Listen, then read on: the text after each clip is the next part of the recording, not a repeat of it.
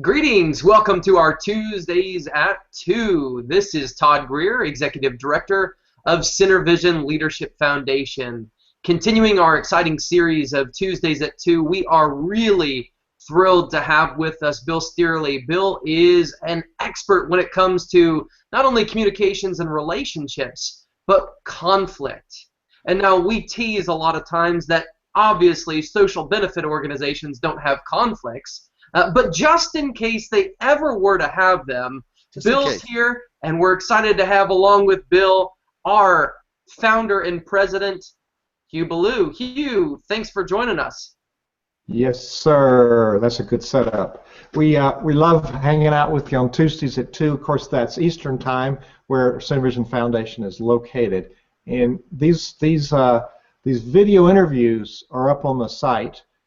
Where you're viewing it now. If you're not viewing it on the site and you're on YouTube, it's centervisionleadership.org, and then go to events and you can find the live hangout. Today is a friend, a colleague, and a special person, Bill Steerley. Bill Steerley and I teach at an entrepreneurial business growth conference, and we're finding more and more people in what Todd referred to as the social benefit sector. I like to get away from the word that's really a lie. Nonprofit is the nomenclature, but we can make profit. It's a tax-exempt organization that provides value, whether it's a synagogue, a church, or a community foundation, educational institution. We provide value. We're changing the world through the vision that we champion. And wherever there are people together in a group emotional system, we're likely to have a difference of opinion. And so, Bill, I want you to come up and talk a little bit about your background. You do a lot of different things related to human behavior and culture and performance of teams and leaders in group settings. But today, let's focus on this one little niche of conflict. So give us a little background on how you gravitated to understanding this and why you care about it.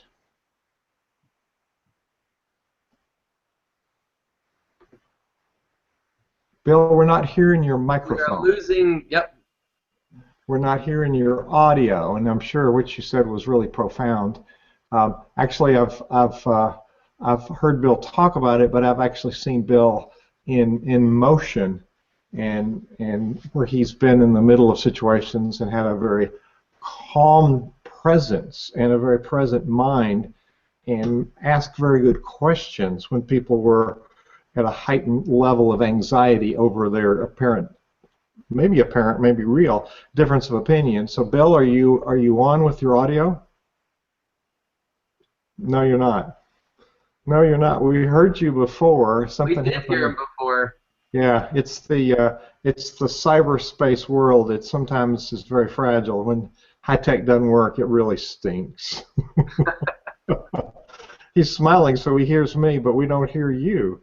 I don't know what kind of computer you're on. We had you a minute ago, and you were like elegant sounding. You want to try to look at your settings on your computer, and Todd, we could start this over if you want. Absolutely. In the meantime, Hugh, we recognize this is a reality. What's interesting is when you look at the issues surrounding conflict leads to loss of work days, tons and tons of work days when you think about conflict in organizations. When you think about loss of revenue and loss of income and loss of program funds that amount from conflict, it's such a huge and important thing, and that's why we're really excited to have Bill on with us. And sometimes we deal with this inanimate object, conflict with technology, and that's certainly an area that is a growth area. And I'm not sure if Bill has done any work in that area, but maybe that's a comfort zone that we're all working towards, is that conflict with technology. Bill, we're going to try you back. Let's see if we got anything from him. Still trying to talk. If you move your cursor around the screen, there's a mute button. He's going to come back in and try to reset. And all right. We can. Here he comes back. Let's see if it's going to boot up this time. and give us the, it'll find his speaker. Yeah, I thought I could log back in and maybe that would work. It works perfectly, and so let me, we had set you up, and we were talking about human conflict, but we seem to have a technical conflict there, but I wanted you to give people a little bit of your background, how you became knowledgeable on this topic. In other words, why are you qualified to talk about this, and why do you care? Yeah, well, I care so much about this is because over the last 23 years as a consultant, I kept running into conflict showing up in three different places. The three major types of conflict is, number one, there's a thinking style conflict that people have different ways of seeing the world. And that thinking style conflict would be an example like an engineer thinks very different than a social worker, or an artist thinks very different than a drill sergeant. So that's called a thinking conflict. A CFO thinks different than a vice president of human resources, and a vice president of marketing thinks very different than a vice president of operations. I mean, the COO. So they're very different people, think in different ways. So that's called those are all called level 1 conflicts. They're a little bit easier to deal with. It's like, you think this way, I think this way. Here it comes. Tomato, tomato, potato, potato. Let's call the whole thing off. So why? Because if somebody is thinking in a sequential way and is very orderly, or is going in a step-by-step way of thinking, that's very different than somebody that's more open-minded and trying to synergize and integrate and conceptualize. Those are different thinkings altogether. And so the conflict is, how do I take this idea person and mix it with this implementation person? How do I get this idea move into action? That's the way that one works. The way the other one works is, how do I get these numbers or these finances or the CFO thought to work with the different staffing that I have? I have these people doing something and I've got to pay them some money. How do I get the money and the staffing people work? So those are all level 1 conflicts. Okay? Now, as a high conflict mediator is somebody that goes into situations that there's 250 screaming people in a room. How do you get 250 people screaming in the room to start working together? So those are some of the things that I get called into, whether it's a city council, whether it's a police department, whether it's a government agency, or a business where people are screaming at each other and pretty angry about stuff, or the business is about ready to fall apart because of the executives and the things they're saying or doing, either in front of each other or apart from each other. So how do we do better in communication? And that's called a level 2 conflict. Level 2 conflicts have to do with how, when the emotions rise and the person is in a fight, flight, or freeze response and they're spitting words out into the environment, what do you say next in order for them to listen and connect to themselves or connect to the other person that's speaking? How do they do that? And that's called a needs-based conflict. That one is driven by a need. Level 3 conflicts are belief-based conflicts. My point of view is correct. Your point of view is wrong. My belief is better or more valuable than your belief. That's a level 3 conflict. So, I don't know, Hugh, you may have run into level 1 conflicts where people are not even on the same page operationally. Level 2 conflicts, there's a whole bunch of emotion in the room. Or level 3 conflicts where you've got this volcano going off, either real time with angry furiousness in the room, or the internal volcano, or called the nice dead person, shows up, and they're just using contempt and seething and ruminating, and they're just sitting in the meeting just going like, I know we're in this meeting, but I'm going to get them later. Absolutely, absolutely, and there's different styles of coming at that. Houck is an author that writes about his book, Speaking the Truth in Love. He talks about passive, aggressive, assertive, and passive-aggressive styles, and we have, especially in communities of faith or community-based organizations like a community foundation, we have a belief system which is about their vision. And certainly in the church we do. It doesn't mean everybody has the same view of that belief system.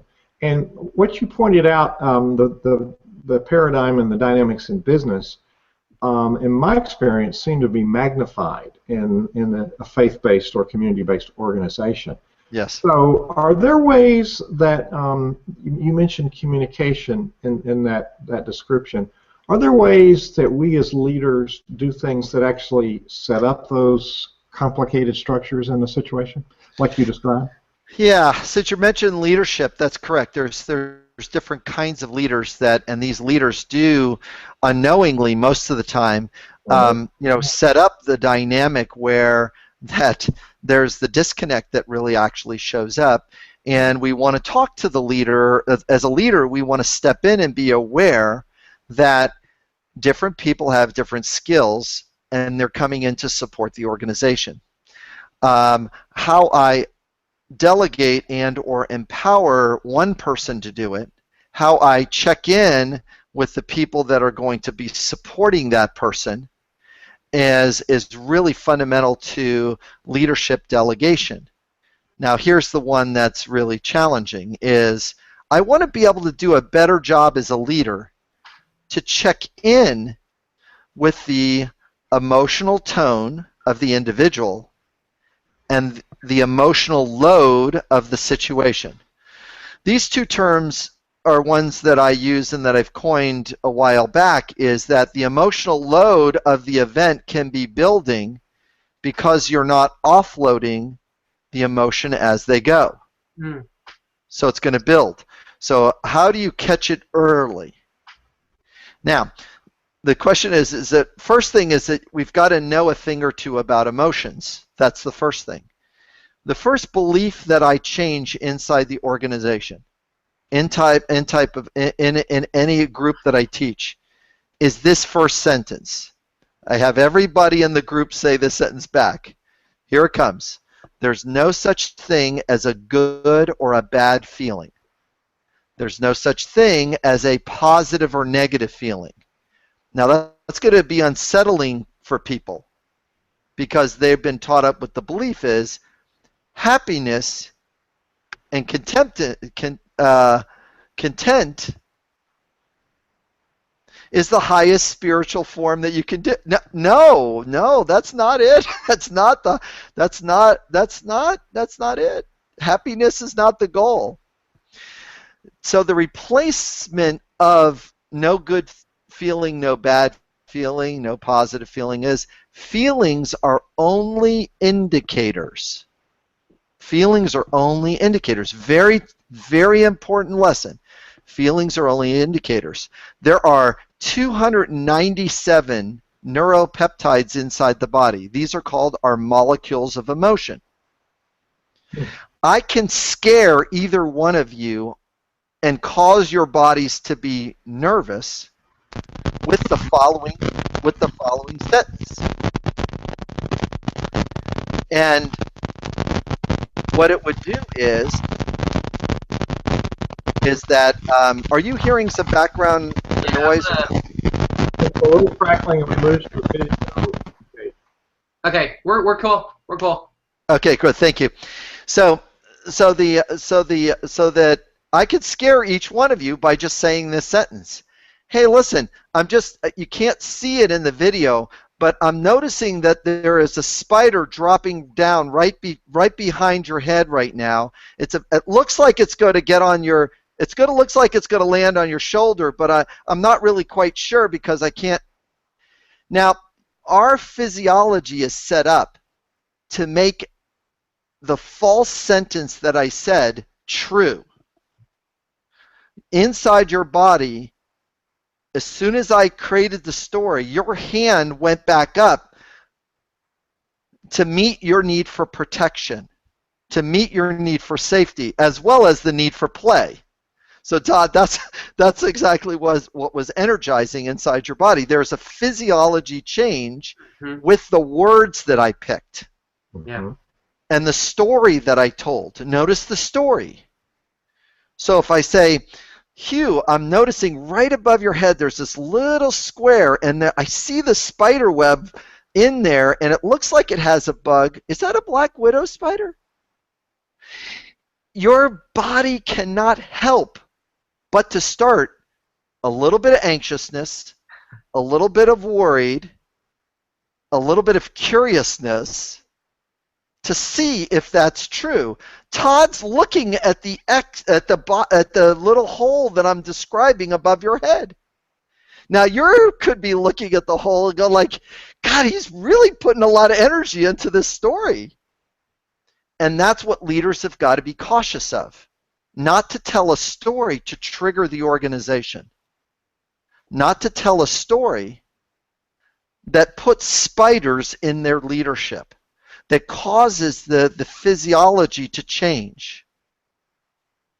This is why gossip is so dangerous. But go ahead. Yes. And I bet we set that up, and we're not aware. We inadvertently create those problems sometimes, Todd. I mean, Yes. we also, it's the language choice, but it's also our emotion. If we show up full of anxiety, that's transferable to the whole community.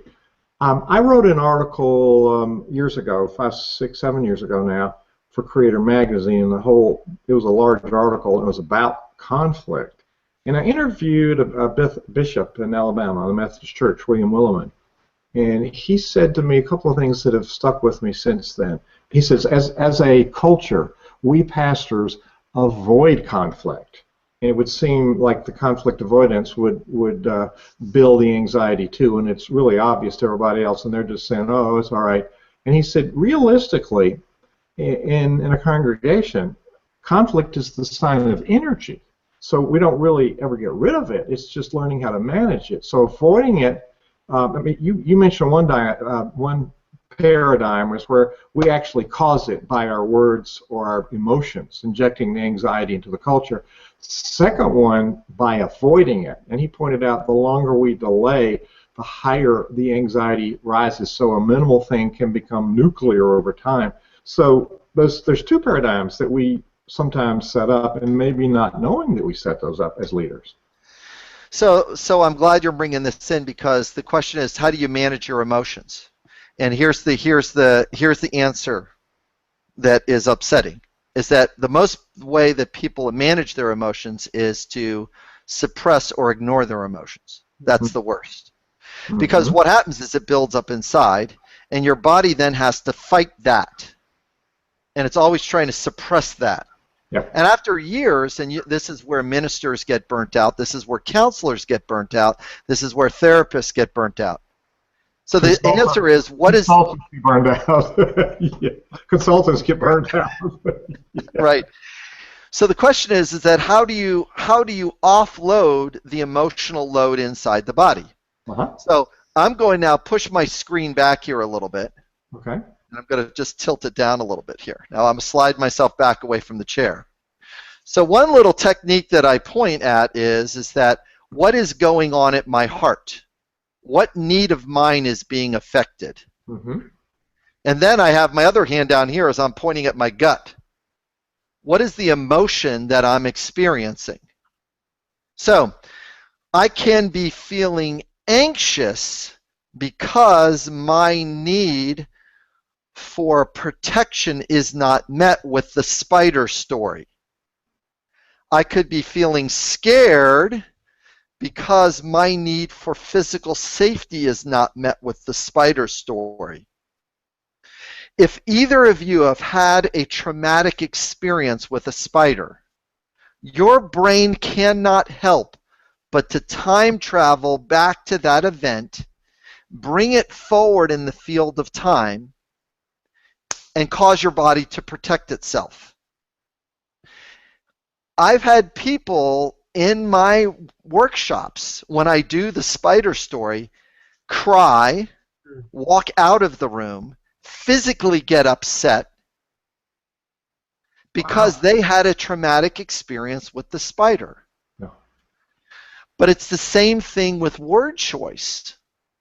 It's the same thing with what we choose to say to an organization we think is leadership, we think this is leaderly, but really it triggers a response to, oh, that's exactly what my dad used to say to me, and I had to, and then I'm going to do this because my dad said it that way, and now I'm going to treat you like him. In fact, I'm going to say so all of a sudden this stuff comes by, and I'm trying to work out my own stuff while doing my job at the same time.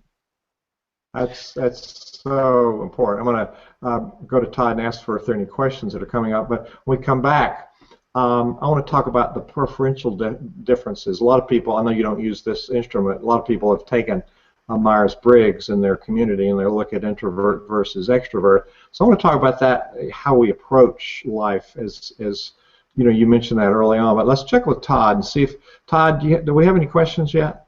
At this point, we don't. One of the things I want to let everybody know is if you look at the left-hand side of your Google Hangout, you will see a space, a blue thought bubble that says Q&A. If you have a question at any point in time during our live Hangouts, feel free to click on that. What it'll do is it'll bring you up a window that's going to be on the right-hand side of your screen. It's going to allow you to ask questions. This is a really intriguing area, and I just want to take a moment just to plug, because it's not just something that we want to talk about in a live setting. It's something that we want to interact with further. And so this week on Thursday, during our Thursday at 4 live Q&A, we're going to be talking about conflict. We want to continue this conflict discussion as we go further, as we're engaging. And that's always available live on our website and also through the Twitter hashtag nonprofit chat. So join us for that. If you have questions and you weren't able to see this live, please let us know at that time, and we'd love to be able to continue to engage this discussion with you. Yes. Thank you for staying on that track. So, Bill Stearley also has an article in this month's Nonprofit Performance magazine. And go to nonprofitperformance.org, sign up for your copy. Bill's got a really profound article. So, Bill, let's talk about, I'm the extrovert and you're the introvert. I process out here. I think I'm brainstorming. You're the introvert. You think, well, there's no sense in talking. He's got it worked out. So we process the world differently. And I interrupted you. I'm sorry, but kind of tag on how we see the world and how we communicate, and maybe sometimes that sets up things that we're not aware of. So when we take a look at the qualities of introvert and extrovert and there's different types of introvert and extrovert, and it's a little bit of a rabbit hole. But let me get to the heart of your question that is going to help that introvert and extrovert question. And the deeper question is that how do we exchange empathy? How do we be able to use empathy as a tool to see what's going on and what's alive in the other person, as well as what's alive in us? Now, I'm using the word alive in us. How do I get alive in one person to another person? So, for example, you would be feeling curious and have a need for understanding about introverts and extroverts. I would be feeling energized because I have a need to contribute to you an answer. That is called the empathetic link between the two of us. Now, if I'm talking to an extrovert person, they're feeling excited because they have a need to be heard, or they're feeling excited because they have a need for creativity, and they're sharing these ideas in an extrovert format. The person that's listening that might be introvert might be feeling doubtful because they have a need for clarity that's not being met with all of these ideas. Or they might be feeling nervous because the extrovert has given me 7 ideas, and how am I going to implement all of those 7 ideas? Empathy is the invisible hand. Empathy is the thing that connects and binds us. The biggest problem is we don't have a very strong definition for empathy in our outside world. I'm going to give you Bill Sturley's definition for empathy, and you're going to see how this is a very sharp knife that I'm going to give you that can do a wonderful job at compassionately cutting through very violent conflicts. Here's the definition. Empathy only occurs when a feeling word and a need word are connected and agreed upon. Empathy only occurs when a feeling word and a need word are connected and agreed upon. So, as I'm watching Todd write this sentence down, he's feeling interested because his need for learning is being met. Do I have that right, Todd? Absolutely. Absolutely. Once he said yes and absolutely, empathy occurred. I'm understanding his internal world because I'm using my eyes to do what they're used for, what they're supposed to be used for. Observation only. So, Hugh, when I look at the expression on your face and I see the small smile, you really feel relieved because your need for contribution is being met to all the people listening to this hangout. When I see your hand go on your face, you're feeling contemplative because your need for understanding or your need for clarity is being met fully. Every time we change our emotion, it's telling us about a different need that's going on inside us. So, the two of you might be going like, "What? You know, wow, he is on my internal world. How is he getting in my internal world so quick?" Because I'm using my eyes as observers only, not judgers, just observers. I'm observing what's going on. And then I'm taking my best guess about what need I might be meeting inside you. It works for a gang member. It works for somebody that is screaming at me. It's the same thing. For somebody that might scream at me, it would sound like this. Could you be feeling furious because your need for being heard isn't met in this city council meeting? Yes. I now have empathy. I'm inside his world. Everything else, what most ministers teach, what most therapists teach, is a form of sympathy, not empathy. Empathy does not go far enough if you just imagine yourself in someone else's shoes. That doesn't go far enough. The person has to agree that you have the right pair of shoes on. So, Todd, say this back to me. Bill, could you be feeling energized because your need for contribution is being met on this thing? Say that back to me. Bill, could you be feeling energized because your need for giving is being met on this hangout? Yes. Yes, and there's an enthusiastic yes because you are now not just imagining yourself, putting yourself in shoes, but you're actually checking in to see if it's the right pair of shoes. If the energy is right that's inside. So if the two of you, if I'm going to challenge the two of you on this call, think of the most difficult message or the most dangerous message somebody that has said to you. Think about that message, and I'll teach you how to empathize with that message. What is something, no matter what age the person, I'm thinking my 7-year-old right now, by the way, no matter what the age of the person, no matter how upset they were, what did they say or do? What was that difficult message? Or maybe somebody else told you a difficult message. It becomes, Bill, what would you say to a person that says this? So, what would that message be? What just came to your mind when I asked for a difficult message? And I'll show you how to be compassionate to it. I'll go ahead. So I spent a previous decade in full-time ministry, and one of the most challenging, tough comments I ever received was following a sermon. It was one of the shortest sermons I ever preached, and I had a gentleman who came up to me and he said, "That was the best sermon you ever preached." And I'm thinking to myself, he said that because it was 7 minutes long, and not because it was good, because it was 7 minutes long. And so I'm rattled.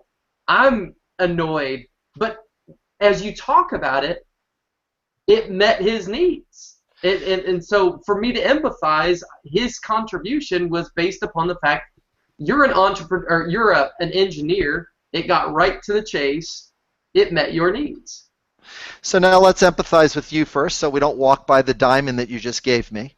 Okay. So Todd, I'm really hearing that you really kind of felt a little shocked and a little unsettled because it didn't really really meet your need for acknowledgement because of the longer sermons that you had given. You would like some acknowledgement for those, and you're thinking that it really it didn't meet your need for recognition because you really enjoy when you put extra time in things. And this short sermon that you gave, even though it was brief and it was succinct, the comment first hit you that it didn't meet your need for like acknowledgement or recognition because of the way your body got affected. He felt energized. He felt grateful. He felt encouraged because it met his need for efficiency, maybe. It met his need for directness. It met his need for information that he could use, practicality. Mm-hmm. And he was saying, that's the best sermon. Would you like to hear the sentence that you could have used to really make your life wonderful? Sure. Ready? I'm going to have you write it down too. Here it comes. Would you be willing to tell me the sentence that made the most difference for you? If you would ask that question, Mm-hmm. you would have been able to receive his gift. But here's the word that actually triggered you. The word was best. That's the problem word, is the word best. It's funny, Bill, because the cynical side of me is ready to ask that question. So, what really stood out to you? But not the empathizing part of me. That's correct. The empathizing part you need to care for yourself. Mm-hmm. When people come up to, and Hugh, same thing for you. They say, that was wonderful, that was great, that was stupendous. Oh yeah? I can't receive that gift. Because if I receive that gift, it's too general. It'll go right to recognition, praise, self-worth. It'll escalate in my head. My head will start getting big. I'll ask that. I got to ground myself immediately. If somebody's going to give me wonderful, outstanding, I got to ask them, what was the one thing I said or did that made a difference for you, so I can receive the gift that you're giving me? I learned this lesson by this wonderful book called Punished by Rewards. That's the name of the book, by Alfie Kohn. One of the best books on how, and it's Punished by Rewards. And here's the subtitle of the book: The problem with incentive plans wait a minute. The problem with praise, incentive plans, A's, and other bribes. It's all about how our society is so interested in praising the other person as that it doesn't work. It only creates temporary compliance and creates more conflict in the future because the acknowledgement is not specific. That we're not really telling what it meant to us about what you said. Now I'm going to be him, and watch how this, Todd, watch how you're going to feel. I'm going to be that guy. Watch this. Watch how you feel. Listen, Todd, I'd really like to acknowledge your sermon because it really contributed to me, because when you said this sentence, it really touched a place inside me that met my need for understanding of a conflict that what I was going through, and how I can be different with that conflict. And I just want to let you know how much I appreciate that, and I really feel delighted about your sermon. In fact, I think it was one of the best ones you've ever given.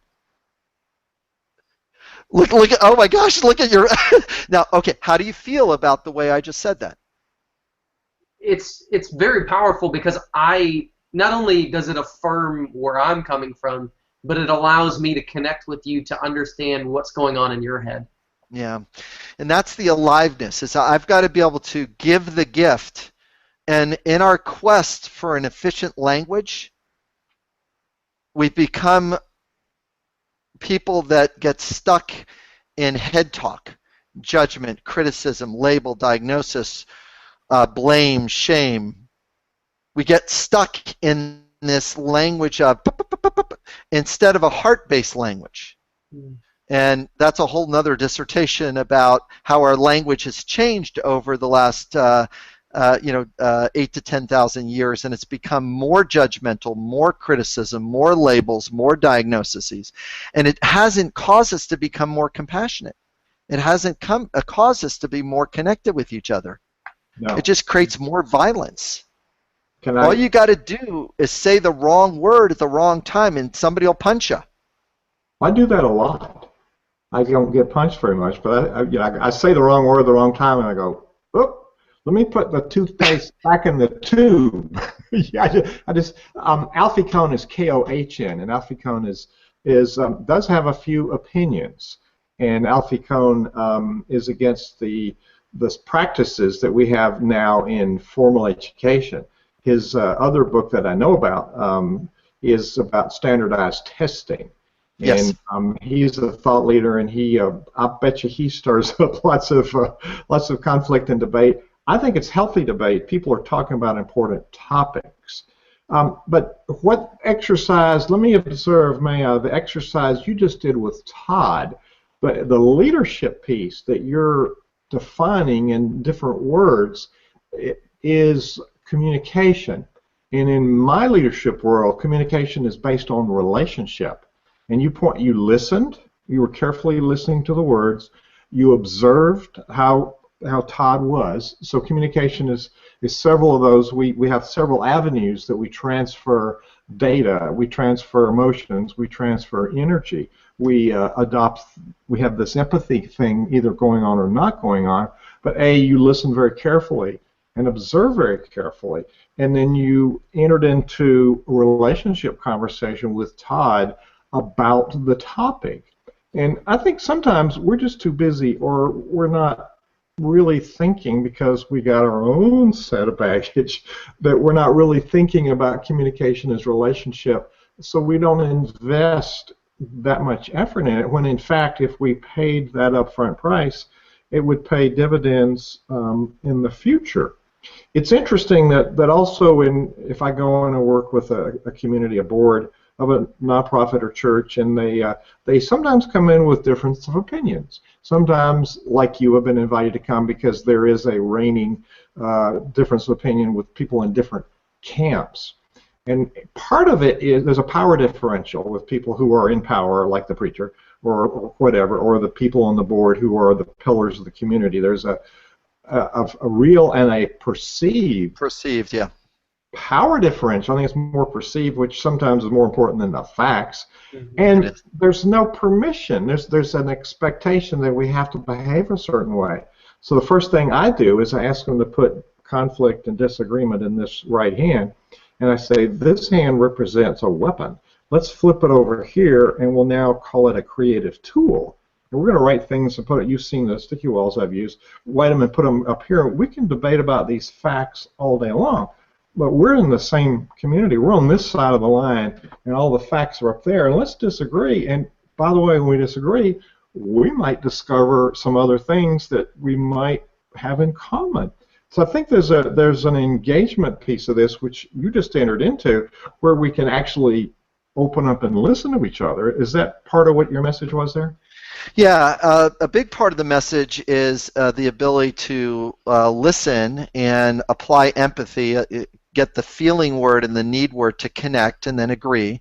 And then the listening part, Hugh, is so huge because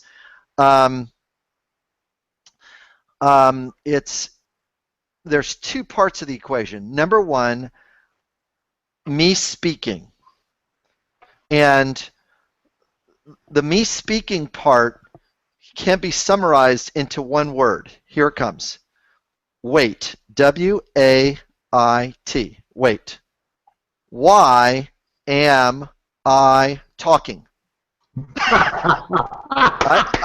Oh, that's a quotable quote. Yes. Why am I talking? Am I talking to contribute, or am I talking from what's going on in here? What need am I really meeting? Because if it's meeting a need that is not in alignment with the other person, why am I talking? Now, all of us have ran into people that have said too many words or more words than our ears would like to hear. They've literally filled up our ears. Would you like me to share with you how to get people to shut up? Compassionately, of course. This is worth the whole hangout. This is going to be worth the whole interview. Okay. This is the quickest way to get people to be quiet. Here it comes. Somebody starts in with a story, and you could see that, oh my gosh, this is the 3rd or the 5th or the 17th time I've heard this story. And they're looping around and working their way in communication to get back to this story. Okay. The quickest way to stop people from talking is the following sentence. Hold on one moment. Let me make sure that I've heard what you've just said. Let me repeat that back so I can make sure that I've heard what you said. Every 20 to 40 words, you're allowed to do that. Hold on one second. I want to make sure I'm listening. Let me make sure I've heard. Did I hear that correctly? They will be surprised because when you repeat it back verbatim, they'll tend not to bring you that story anymore. They can't bring it again, and then check in with them. Did I hear that correctly? They'll do this. Watch.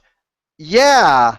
That means I've scratched the record. You cannot go back and play the same story again because I've already heard that first part, and you and I have agreement that I've heard that first part.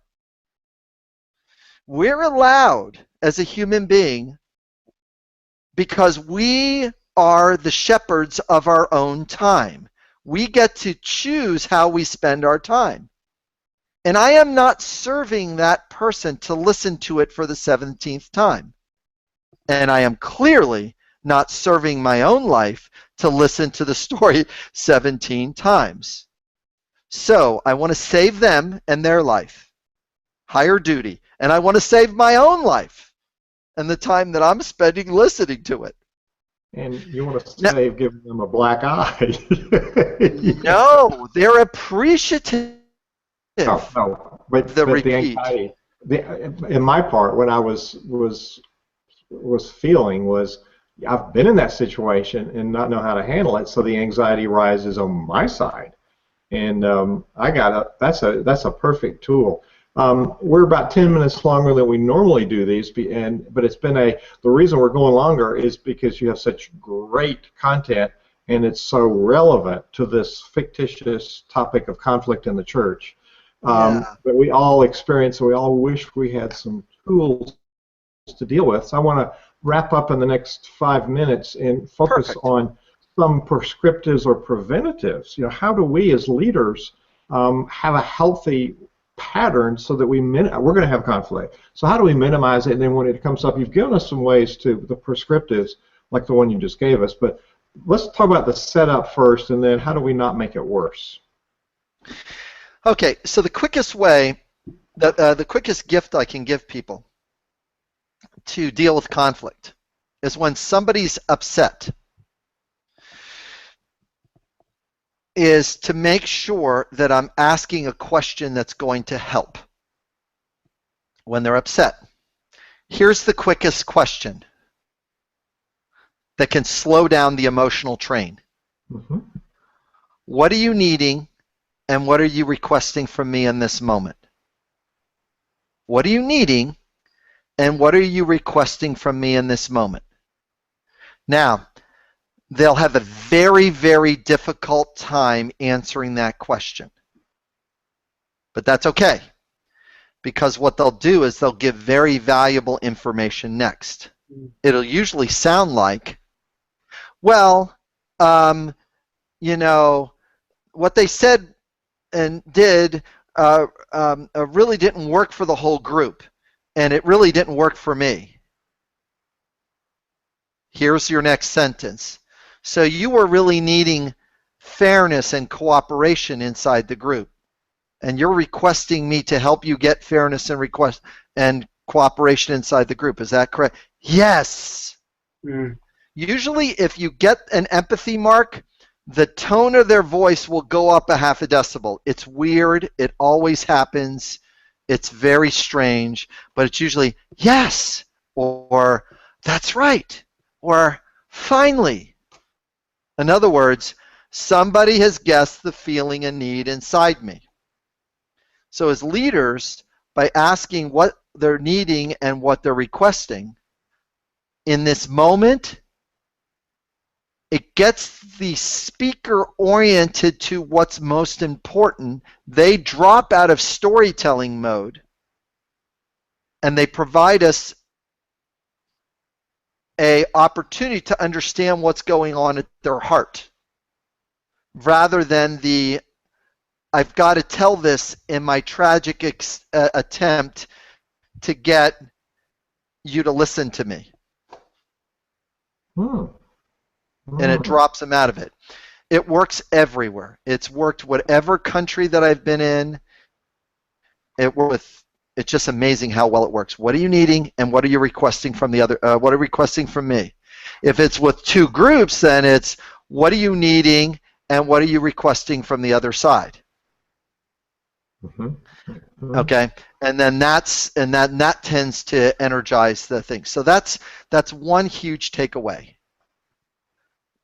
You can stop a person by talking, by repeating, and then ask that question. That is a huge takeaway, and the umbrella of what you just described is us managing ourselves. And what you just demonstrated is it was conflict. You went toward the conflict. Often leaders avoid it. They go away. I'm going to ignore that and it'll go away. Well, no. Yeah. So you moved toward it, and you were very thoughtful, you were engaging, and you were calm. So the demeanor of your voice was calmness, and you'd ask a probing question, which then was a different pattern. Now, if you'd come back with another insult to match their insult, then you would have participated in the escalation. But you didn't. That's correct. You didn't. Yeah. And so calm contact, very present and thoughtful listening and hearing. Hugh, with that last sentence there, calm is important, but authentic is better. So let me show you show you what authentic would look like. Somebody would ask a question. Let's say if Todd asked me a question right now, but meanwhile I need to do something for you. Watch how my emotion will be authentic and then match my answer. Listen, Todd, Todd asked me a question, asked me to do something. Bill, could you go and get me the TPS report? So, Todd, I'm hearing that you're requesting me to get the report. I feel torn. Right now, I need to contribute to Hugh for a second. And is it okay if I clear that up with him and then be able to contribute to you? Would that be okay? Yeah, absolutely. That would be great. Just get back to me. Okay, thanks. Now, notice I wasn't calm. I was authentic. I felt torn because I want to help you with the report, but I also want to contribute to Hugh. And I'm not saying that he's more important. I'm just saying I feel torn between two requests. And then it tends to go better. You asked for what you needed. I'm confused. I have these conflicting priorities. And so you put it back into Todd's, because Todd had no way of knowing that he set up a conflict with you. Oh, I'm doing this. How's he gonna? Yeah. Yeah. But he's never going to know. Mind reading is completely overrated. You know, mind reading started when we were little children, and our parents were changing our diapers, and they didn't talk to us while they were doing it. And we thought that they could read our mind at any time that we were upset. They'd just come over and fix us. And that's really where the whole mind reading thing starts. It starts right very early when our parents don't talk to us when they're doing stuff. They just do it for us. Man, you know, you got to tell them that you're doing things for them, that they're in relationship with you. Well, you know, anyways, it's engaging in conversation and not caving in. Just I got to do that because Todd asked for it. There's just a whole lot of dynamic. We could spend a whole hangout on that one topic because there's so many little subroutines of what happened in that conversation. Mind reading, man, mind reading. Well, you cause a lot of problems, Bill. You've caused a lot of problems because there's such a complex topic.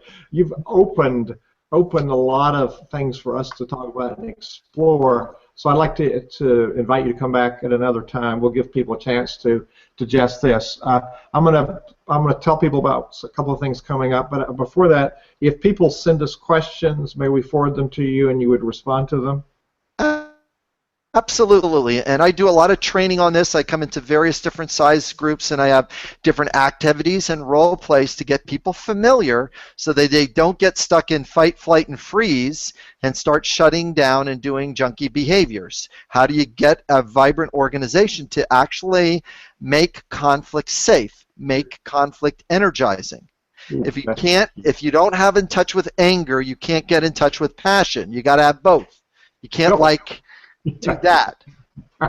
Well, people are going to experience you. 2015, we haven't invited you yet, but you will get an invitation to be some of our live events, and people will get to see you in action.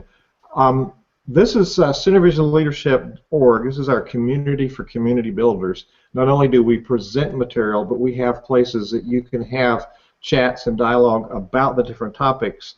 And below this, you can find an email and send us questions. And as you just heard Bill Steerley say, he will respond to those questions. And if there are other areas in conflict you'd like to explore, we'll invite Bill back at a future date and do some more. Meanwhile, make sure to go to nonprofitperformance.org and sign up for your free copy, digital copy of Nonprofit Performance Magazine. Now, this is our end of our Tuesday at 2, Bill Steerley. Number one, we're grateful that you've been with us. And of all the things that you would say to leaders in different kinds of organizations before we say goodbye, what's the final point that you'd like to share with people, something they could savor or a challenge? What would you like to leave them with? The thing to take away is get used to bringing the concept called scary honesty. I want to be honest about the need of mine that wasn't met. And then by doing that, we can then bring bad news early. I just want the bad news early. I'd rather have the bad news first, because then I don't want to wait for it. If there's something I'm saying or doing that isn't working for you, could you please bring it to me immediately? Bring bad news early, scary honesty, I'll make it safe. If you can keep that in the front of your leadership, things will go much, much better. Absolutely great. Bill Steerley, we could talk all day, and I'm sure Todd has got a little bit of anxiety because it's been a runaway train. We've delved into this. So let's say Todd to kind of make a gracious ending to this great interview. Thank you.